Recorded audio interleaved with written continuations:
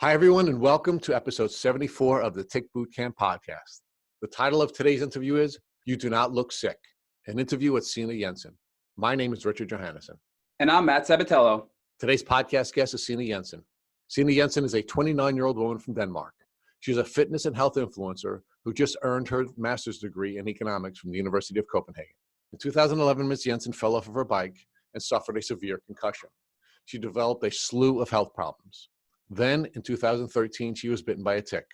She had flu-like symptoms, hair loss, weight gain, and menstrual irregularities. She went to a doctor and was given 10 days of antibiotics. Ms. Jensen struggled with her health for 3 years after the tick bite before finally receiving a positive Lyme disease diagnosis from Armin Labs. She now treats her chronic Lyme disease with antibiotics and maintains an active lifestyle.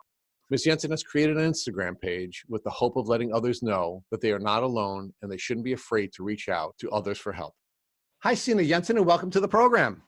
Hi, thank you so much for having me. Well, we're blessed to have you, and we'd like you to please introduce yourself to our audience. Can you please share with our audience where you're calling in from? Yes, my name is Signe, and I'm calling from Denmark. And Signe, what do you do in Denmark? What do you do for a living?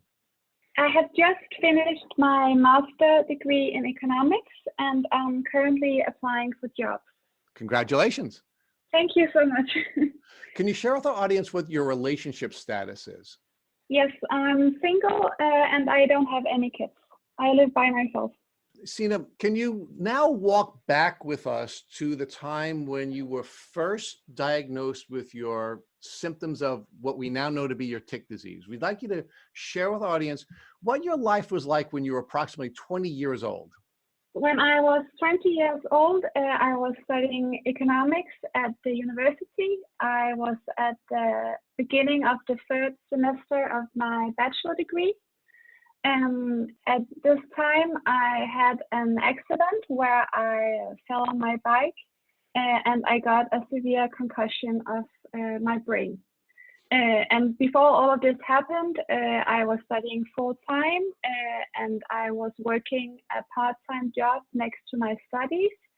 And I was also very active, both socially and physically. I had a lot of social activities. I was doing some volunteer work at the university. And I've also always had a passion for exercise. So I would exercise a lot and just stay very active. So, Yeah. Signe, how did the concussion affect your life? What impact did it have on your capacity to complete your studies? First, I had a few months in bed where I wasn't really able to do anything. I suffered from very severe headaches and migraines and neck pain and fatigue. And I also had concentration difficulties. After the accident, I wasn't able to read or write for longer time spells anymore. I could only read for 10 to 20 minutes at a time. And this, of course, made it very difficult for me to continue with my studies. So I had a few semesters where I eventually had to give up on completing any exams. But then after that, I started studying on half-time instead of full-time.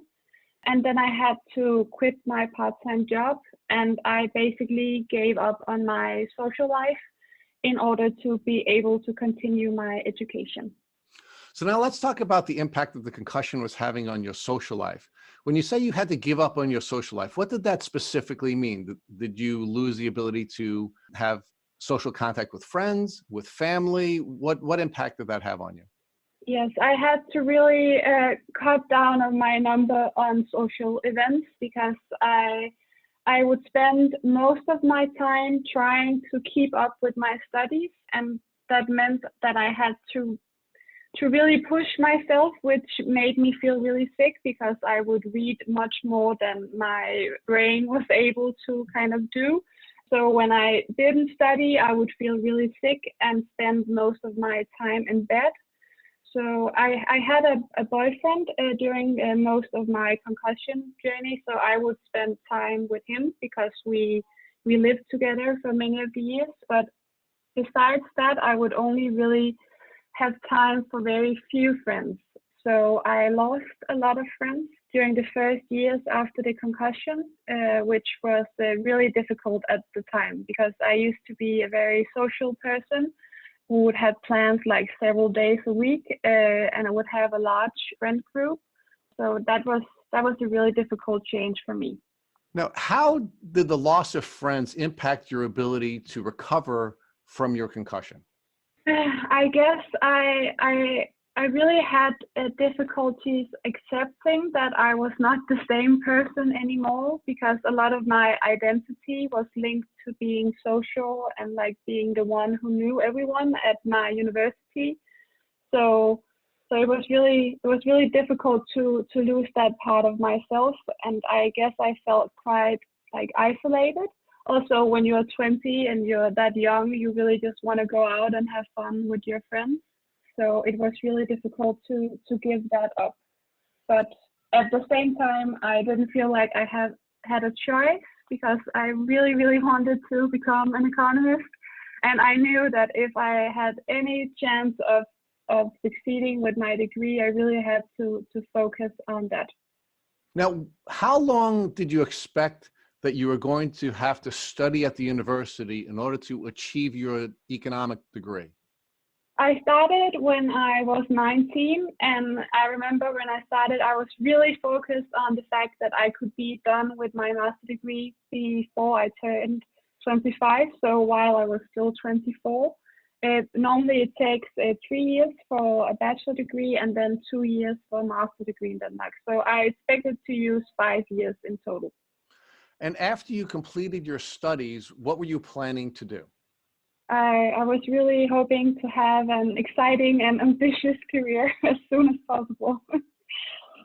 And when you say an exciting and ambitious career, what type of work would you specifically be doing that would be exciting and ambitious? I've always had a dream to work with climate and environmental economics. So I understand that you were treating with doctors during a 3-year period of time where your concussion symptoms began to improve. Is that correct? Yes, I was regaining some of my ability to have a social life, but I didn't feel any improvement in my ability to study. Even 6 years after my concussion, I was still only able to study for 10 to 20 minutes at a time. And during these 6 years, I saw like a million of doctors, but they all told me that it was just because of my concussion and that I had to be patient. But I kind of continued to do research on what could be wrong with me. And then in the spring 2017, 6 years after my concussion, I met with an eye specialist. And I found out that I have something called convergence insufficiency, which is a condition where your eyes are not able to work together properly. I started doing some rehabilitation exercises for my eyes, and that helped me so much. What happened in 2013? Because you were on your concussion journey, you were beginning to improve, your social life was beginning to get better. And then in 2013, you noticed a bullseye rash. Can you share with us what the bullseye rash presentation caused you to do? Yes, I spend a lot of time in the woods because I like to go for long walks and run there. And I have a horse, so I go horseback riding in the forest also. And then one day in the summer, fall 2013, I discovered the rash. And I also started having flu-like symptoms. I had a fever and a throat pain and ear pain and difficulties breathing. So actually, because of the rash, I immediately thought that it could be Lyme disease. So I went to the doctor, and she wasn't really convinced that it was Lyme disease. But in the end, she decided to give me 10 days of antibiotic just to be on the safe side, as she put it. And then after the 10 days of antibiotic, all the flu-like symptoms disappeared. And I basically thought that I would never have to think of Lyme disease again. Signe, what caused you to think that you may have Lyme disease? Meaning, what did you know about ticks and what did you know about Lyme disease prior to finding the bullseye rash? I knew that tick could be dangerous, and I knew that it was important to do tick checks. And then the one thing I knew was that if you got a bull's-eye rash, then that could be a sign of Lyme disease. So the rash was the only reason that I went to the doctor. Now, when you say that you knew that it was important for you to do tick checks, did you in fact do a tick check after you spent time in the woods or you went horseback riding and locate a tick? No, I never actually saw the tick. So I didn't realize that I had a tick bite until I got the rash.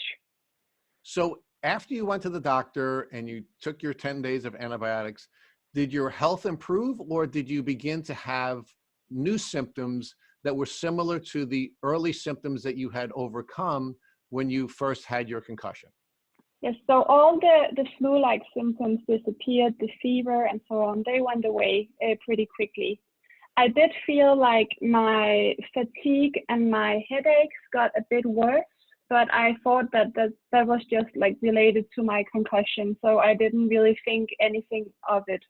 But then in the following years, I started to have like some new symptoms, and those were symptoms that I thought was related to maybe having a too low metabolism. I started to have these cold attacks, as I call them, where I would really get really cold and freeze and shake, and my pulse would drop to between 25 to 30 beats per minute. And this would happen even like on summer days, and I would sit inside with a sweater on and a blanket, and I would still be freezing. And then I also had like hair loss and dry and itchy skin, and I started to have more and more difficulty sleeping. And I also had problems maintaining a steady weight, even though I had a really healthy lifestyle. I'm a quite tall and slim person, so even though I gained some weight, I was still very far from being overweight. And because of that, no doctors in the public healthcare system would take my suspicion of low metabolism seriously. Signe, how many doctors did you see after you had your bullseye rash and as your symptoms were progressing? I think I've kind of lost count, especially if you also count all the doctors or specialists I saw because of my concussion. I think I have probably seen between 20 and 30 doctors. Now, when you were seeing the 20 or 30 doctors that you had seen, were most of those doctors connecting your tick disease symptoms to the concussion diagnosis that you had prior to the tick bite? Yes, they would all tell me that it was probably just because of the concussion, or it could also be because I was a young female who was very likely to get stressed or depressed. So I was told like concussion or mental reasons.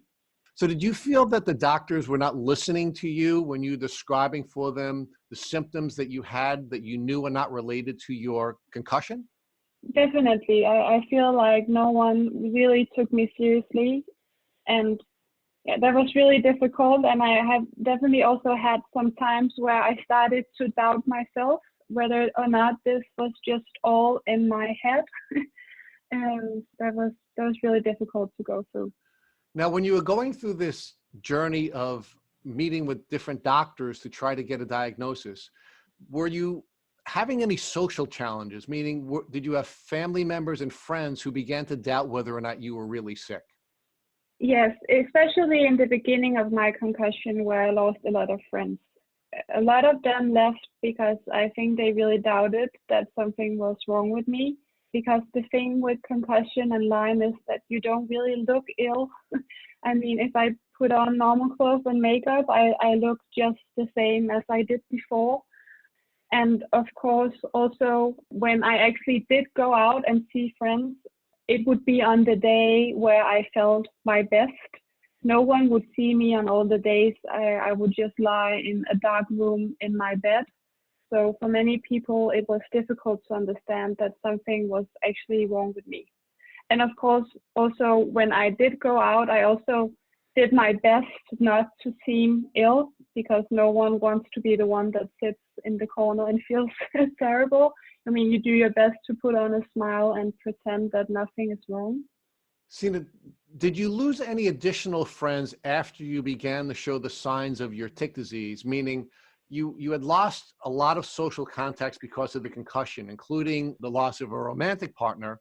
Did you also lose any additional friends, or did the solid group of people who stayed with you through the concussion continue to believe in you as you were going through this second battle now with Lyme disease? The friends that I had with me when I got the Lyme diagnosis were all friends that had been with me through all of my concussion. I basically knew that the friends that I had then would stay with me through almost everything.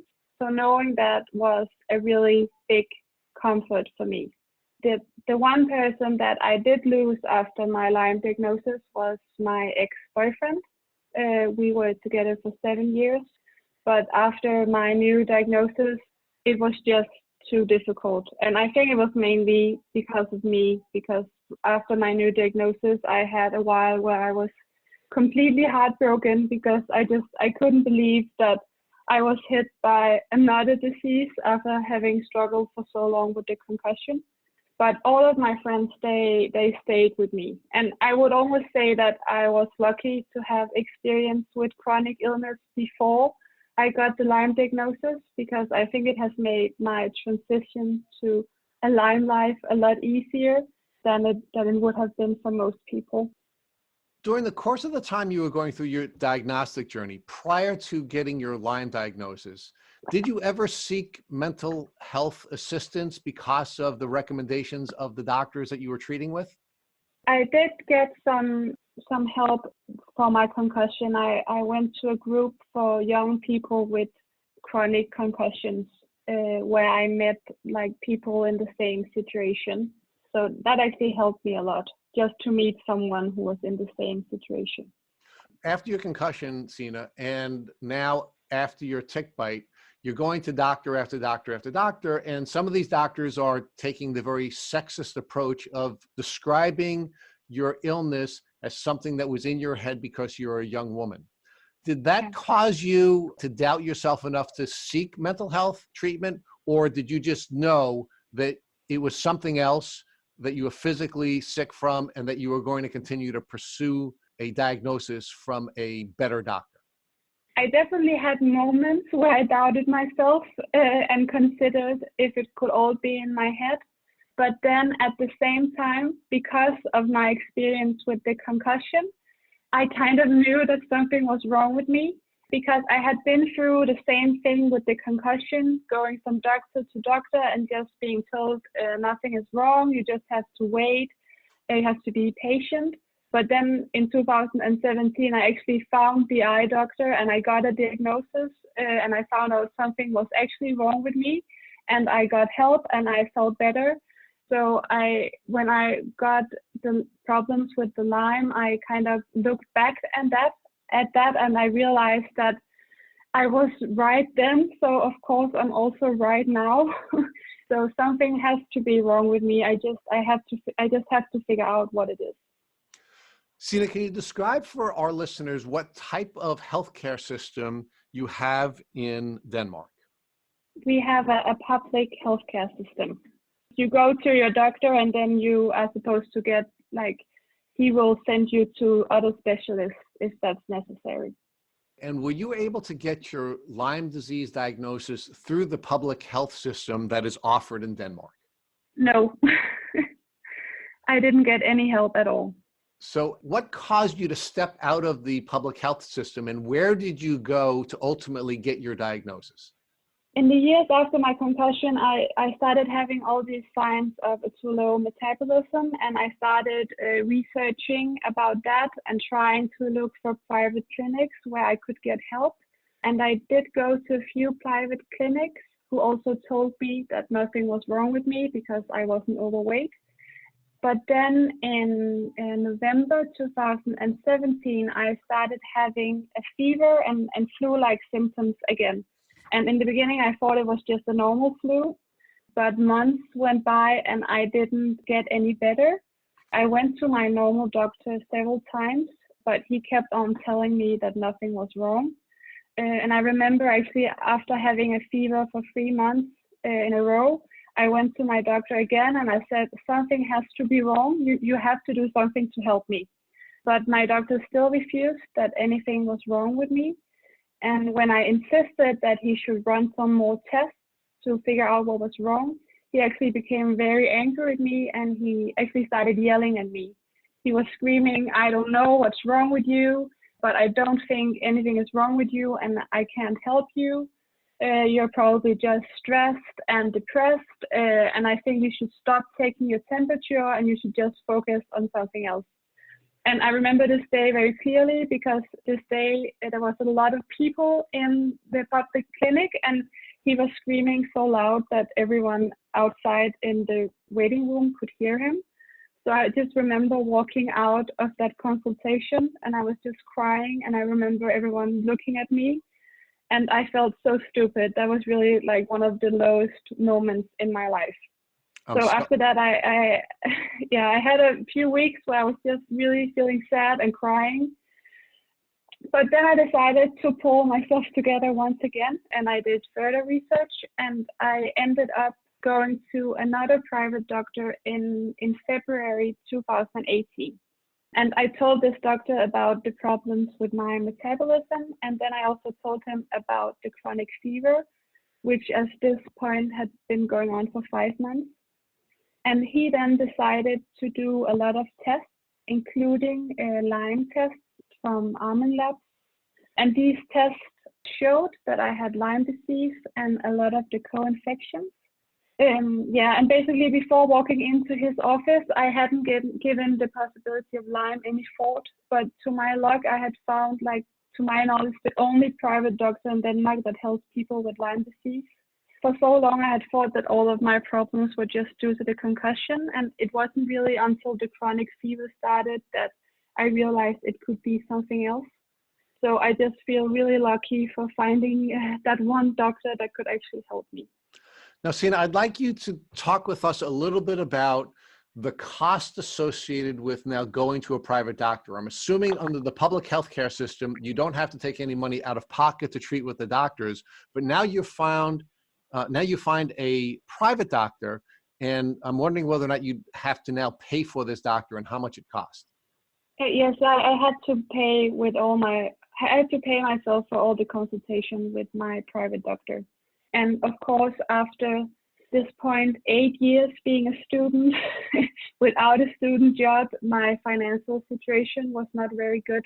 But I was so fortunate that I have a family member who offered to help me and pay for these consultations because they are very expensive.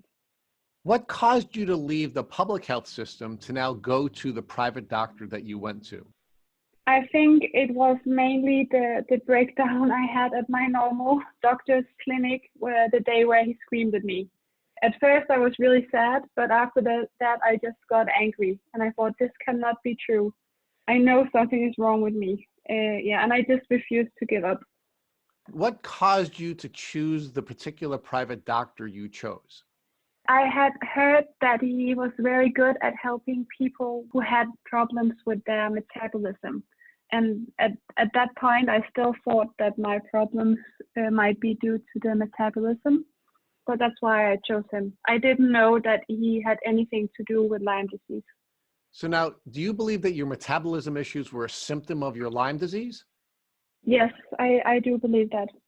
I also had tests done for my metabolism, and it is too low. And I have started medication for that also, which has helped me a lot. So it was actually the challenges with the metabolism and your refusal to let go of that led you to the place that got you your Lyme disease diagnosis. Yes, exactly. So I was really lucky in that way. So you indicated that the now private doctor offered you an opportunity to have your Lyme disease tested through Almond Labs. Can you tell us what you know about Almond Labs and how much it costs to have the Lyme disease test done?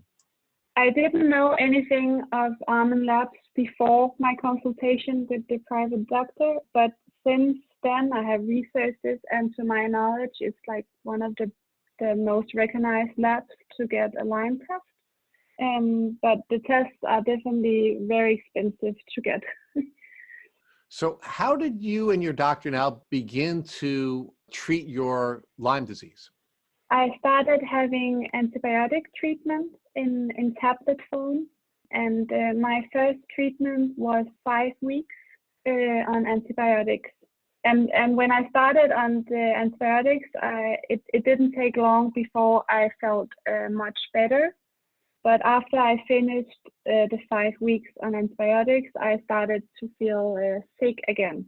So I got a second treatment that lasted for 10 weeks, where I also improved a lot during the 10 weeks. But then again, when I stopped, I felt worse again.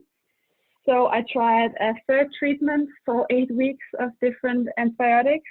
And again, I improved while I was taking the antibiotics, but as soon as I stopped, I would feel sick again.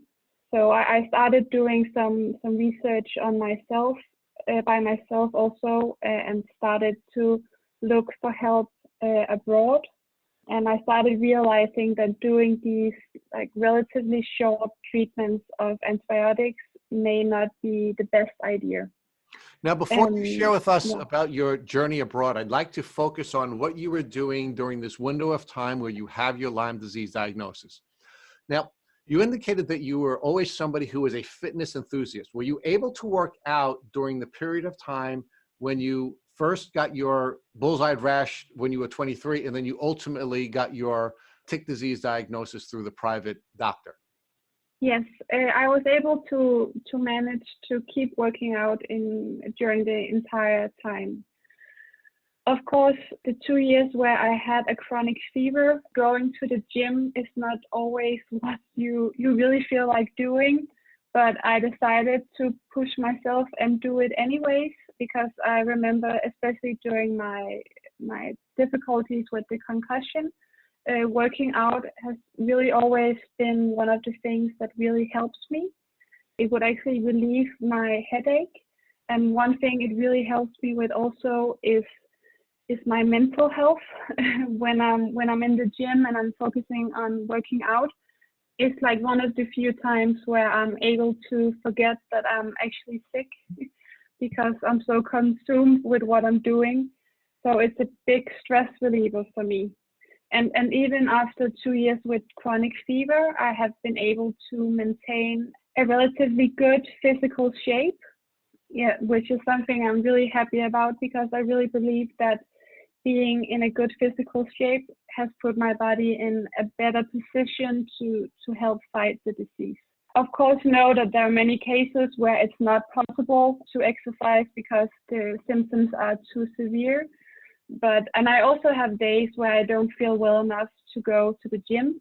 But on these days, I will do something else. I really like to go for long walks, or I will do just like a few basic exercises on my living room floor just to get some exercise in. So when you say that you believe that your exercise regimen helped you to fight the battle that you were fighting, are you essentially saying that you believe that your immune system was healthier because you were able to stay with your exercise system or regimen? Yes, exactly. I really believe that. I think it's an important factor. Did you engage in any other behaviors, whether they were intentional or not, that you believe helped you to support your immune system, such as sleeping or using CBD oil or anything else that you may have been doing that either intentionally or unintentionally helped you to support your immune system and fight this Lyme bacteria? I focused a lot of having a healthy diet, and I'm being very strict with my diet to make sure that my diet was as healthy as it could possibly be. And later on, since I started my Lyme treatment, I have also used CBD oil, but that wasn't until I started my Lyme treatment. So you believe that your healthy lifestyle allowed you to get to the point where you got your Lyme diagnosis, but you were functioning not as well as you would have liked to, but you were functioning. Were you still going to school? Did you still have the ability to maintain your social contacts with your family and the small group of people who were still in your life after your concussion? Yes, I was still able to continue my studies, but on half time. And I did have one semester where I had to give up on completing my exam during the time where I had the chronic fever. But I feel like, considering my how sick I was feeling, I feel like I was still able to function quite well. I still managed to see a few friends, and I still managed to continue to exercise. So yeah, I think everything considered, I was functioning relatively well. So now I want to focus with you on your Lyme diagnosis. Most of our guests tell us that they find the Lyme diagnosis to be a two-sided coin. On one side of the coin, they're really excited because they have a diagnosis, but on the other side of the coin, there is some pain that comes along with the diagnosis because they know they're about to embark upon a journey that's going to be difficult. How did your Lyme diagnosis affect you? At first, I was really excited. I was really excited about getting the diagnosis. And then I found out that it could be treated with antibiotics. And I thought, this is great. I can just give some antibiotics and then I will feel better in no time. But then as I had treatment several times with antibiotics and my symptoms started to come back all the time, I started to realize that this might also be a long journey to get better. And I really had some time where I was just completely heartbroken because I couldn't believe that I had once again gotten some kind of strange illness where the treatment options were difficult, and I kind of had the feeling that no matter how much I kept fighting, I would just still be hit by new illness. So in that way, it was also difficult to realize that it was Lyme disease. Now, how did your Lyme diagnosis impact your relationship with your family and your friends? Did it give you the ability to now describe what is wrong with you and gain more support?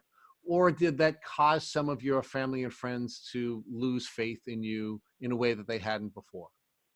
No, I think the diagnosis was good, and my friends and family were supportive of me from the beginning, at least the people close to me, but they had believed me the entire time that something was wrong. So in that way, it didn't change that much.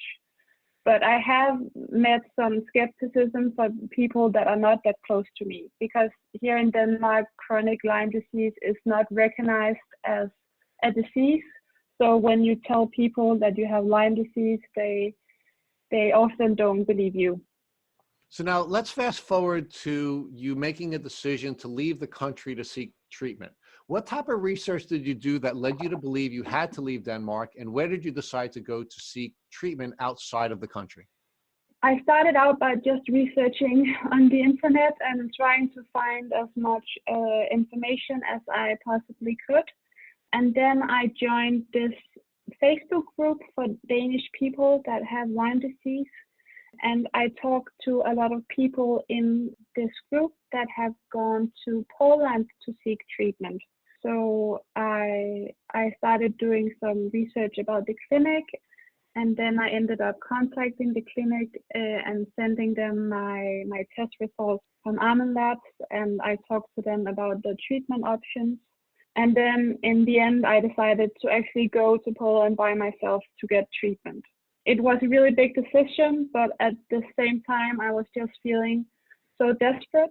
At this point, I had just started to write my master thesis, and I was on a deadline to finish the thesis on time because I was also running out of student loans, which meant that I essentially didn't have any income at this point. And I also knew that I probably was not able to get a further extension on my thesis deadline. So I was really desperate to feel better so I could be able to finish my degree. So, Signe, I'd like to explore that with you a minute. You began our discussion by sharing with our listeners that you were on a 5-year plan, that you thought you'd be able to complete your education in 5 years, you'd be an economist, and you were going to move into the climate change arena. How long had you been into your education at this point, and how were the deadlines affecting your ability to ultimately achieve your dream of being an economist? It has taken me 10 years instead of 5 years to complete my master degree. And at the end, I had a lot of time pressure on me because I had gotten so many extensions on my student deadline, and I was told that it would probably be very difficult for me to get a further extension. Because when you have studied for so many years, you're supposed to be done, so you cannot just continue to get extensions. So that was stressing me out a lot because I had been fighting for so many years with the concussion to continue to study and to achieve my dream of becoming an economist. And then this whole Lyme disease came along, and I was so afraid that it would ruin my dream of becoming an economist. So that was very stressful. So you are now on the cusp of losing your dream. You're about to lose the ability to get the educational and student loan extensions that you need. And you decide that you're now going to go to Poland to get the treatment that you're hoping is going to help you overcome your challenges. Tell us about what it was like to go to Poland and what they did for you when you were going through your treatment. It was very scary to go to Poland alone. So it was definitely a scary decision to make. But I had just talked to so many people who had gotten better from the treatment. So I thought I simply have to give this a try. And the reason I went to Poland was because they could offer me IV antibiotic treatment. So that's the main reason I went there, was to get IV antibiotics. And then I ended up also trying ozone therapy and oxygen therapy. How did you come up with the resources, meaning the money to pay for your trip to Poland? Actually, because I left my ex-boyfriend, we owned an apartment together in Copenhagen. He bought me out of the apartment. So I had some money from him buying me out of the apartment. So I used those money to go to Poland. And then I also have had a family member. He's actually my mom's ex-boyfriend, but he feels like family to me. He has also supported me a lot financially. So you're now sort of at a really critical point in your life. Your educational dream may not be something you can complete because you're at the end of deadlines, both financially and educationally. You've now spent all of the money that you have from the apartment that you were bought out of. You've extended yourself to ask for help from your mother's ex-boyfriend, and you know that you're at a very critical point in your life. How did that affect you, and what steps did you take from that point? I still thought that I didn't have any other choice than to go to Poland because I simply refused to give up. I have been fighting for so many years, so I was just willing to basically do whatever it took. So what was the outcome of your experience in Poland? Did it help you to get to a point where you were better? While I was in Poland, I actually started feeling much worse. After I started the IV antibiotics, all of my symptoms were worsened, and I became so ill that I was barely able to function. I had to order takeaway because I was too ill to get out of bed and go grocery shopping. And I stayed in Poland for 7 weeks. And during the entire time, I didn't feel any improvement at all.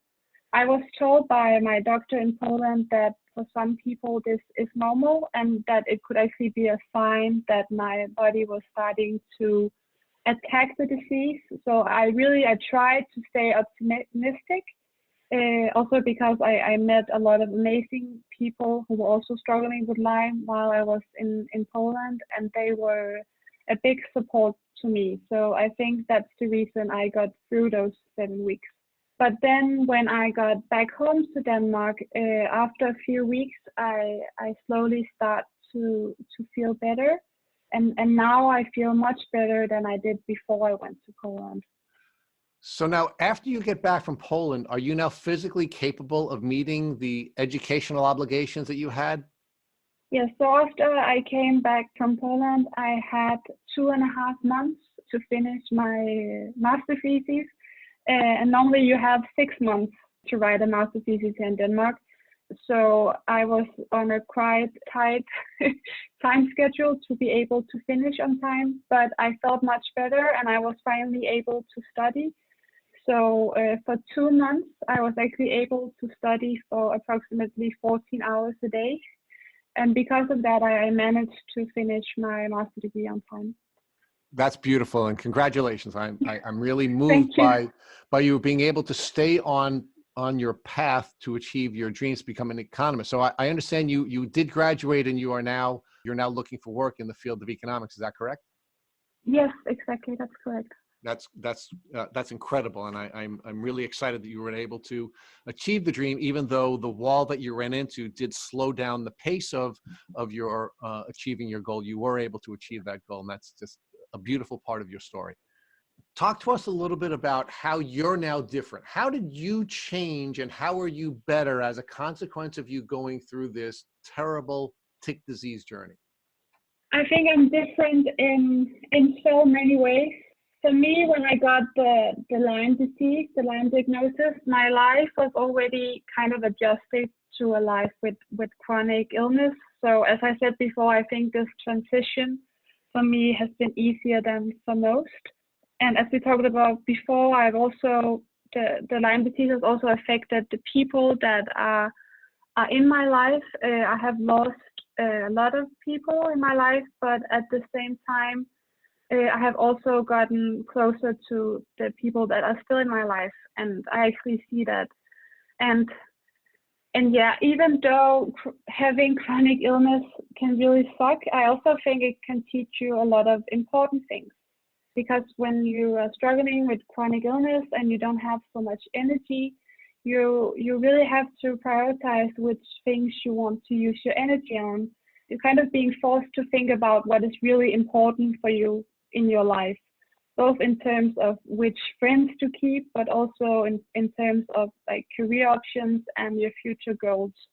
And yeah, as we talked about before, when I started studying, I was really focused on being done as soon as possible and starting a career. But now, after having experienced all of this illness, I really understand that the journey and life experience is also important. And I have learned to focus much more on today relative to focusing on 5 years from now. And besides that, I have also learned to appreciate many of the smaller things in life. And I would actually say that I feel happier today than I did before my illness, because even though my circumstances may be worse, I still feel happier because I have learned to really focus on the good things instead of all the things that I don't have. Now, Signe, I'd also like to talk to you about how you're using your experience as a way of reaching out to other people suffering from Lyme disease. You have a really powerful Instagram where you're using your appearance and fitness as a vehicle to influence other people to learn about tick diseases and tick disease journeys. Can you share with us how you're doing your outreach and what has inspired you to do that? What has inspired me to do it is that I hope that if just one person could see my story, and if it could help them to get their life diagnosis or make their life easier in any way, it would just be a big victory for me. So that's my reason for doing it. Yeah, and I basically started using Instagram, I think, a year and a half ago, and I just started writing about my journey, and especially also about how I use exercise to fight the disease. And suddenly, like, a lot of people just started following me, and I have gotten so many sweet messages from people who can relate to what I'm going through. So yeah, I'm just trying to create awareness also, because many people are not familiar with Lyme.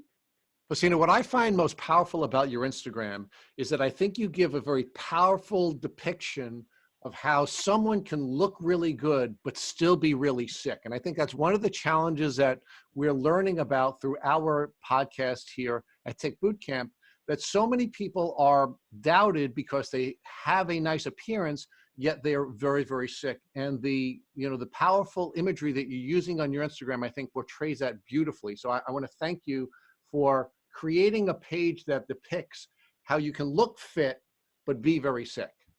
Thank you. That makes me really happy to hear. That's one of the things I would like to achieve, definitely. So If you could, again, now look back through your entire journey and explore the various things that happened, what's the one thing that you would share with someone who's going through a Lyme disease journey that you'd want them to use to help them to have a better experience when going through that battle? The first thing I would say would definitely be that if your normal doctor is not willing to help you, then my advice would definitely be to seek help from a specialist, also even if it means going abroad. And yeah, you shouldn't let doctors or other people convince you that nothing is wrong with you. My advice is really to take yourself and your illness seriously. And then my advice would also be to remember that a healthy diet and exercise can also really make a huge difference. When I was in Poland, I met a lot of other patients who had similar symptoms to mine. And many of these patients had been in bed for several years. And I remember at the clinic, there was this coffee machine. And when they would go to make coffee, they would go over to the machine and turn the machine on, but then they would have to bring a chair with them so they could sit down for the 2 minutes that it took to prepare the coffee, because physically they were not strong enough to be able to stand up. And at that point, I really realized how much of a difference exercising and staying active had made for me, because if I had stayed in bed for 2 years, the 2 years I had fever, I would probably have been just as weak. So for me, at least, exercise has really made a huge difference. I know it's not possible for everyone with Lyme disease to go to the gym, but my advice is just to do as much as you can. Maybe just go for walks, or make a few basic exercise on your living room floor at home. Just do whatever you can to stay active. If you were, again, looking back through your journey, who's the one person you'd want to thank for staying with you and believing in you during the course of your terrible journey?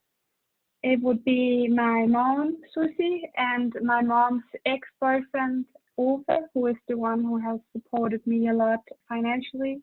And then also my best friends for just always being there, and when I needed to talk or cry and just supporting me the entire way. So I actually have a bunch of people I would like to thank. So now I have my final question. If tomorrow morning you woke up and you found a tick biting you on the leg, what would you do? The first thing I would do, of course, would be remove the tick as soon as possible. And I would write down the place and the date of the tick bite. And then I would probably also save the tick and look into options for getting the tick tested. As far as I know, there are not many options to do that here in Denmark, so I would probably look into options for sending it abroad for testing. And then I would contact my current Lyme doctor and discuss preventive treatment. And if I had any signs of Lyme, I would always insist of getting at least 30 days of antibiotics. Thank you for listening to the Tick Boot Camp interview with Signe Jensen. To our listeners, we have a call to action. First, if you'd like to learn more about Signe Jensen and her tick disease journey, please visit her Instagram at SIIIGNE_J. Second, if you enjoyed this episode of the Tick Boot Camp podcast, please share it with your friends by using the social media buttons you see at the bottom of the post. Third, we here at Tick Boot Camp have created a Tick Bite Blueprint that has been inspired by the information that has been shared with us by past podcast guests. We urge you to visit our website at www.tickbootcamp.com to view the blueprint. We would appreciate if you would contact us with any suggestions you have for improvement. Fourth, don't forget to subscribe to this podcast on iTunes, Google Play Music, or Spotify to get the automatic episode updates of our Tick Boot Camp podcast. And finally, we thank your listeners for your comments on our past podcast episodes. Please take a minute to leave us an honest review on iTunes, on Instagram, or on our website. We make it a point to read every single one of the reviews we get. Thank you for listening.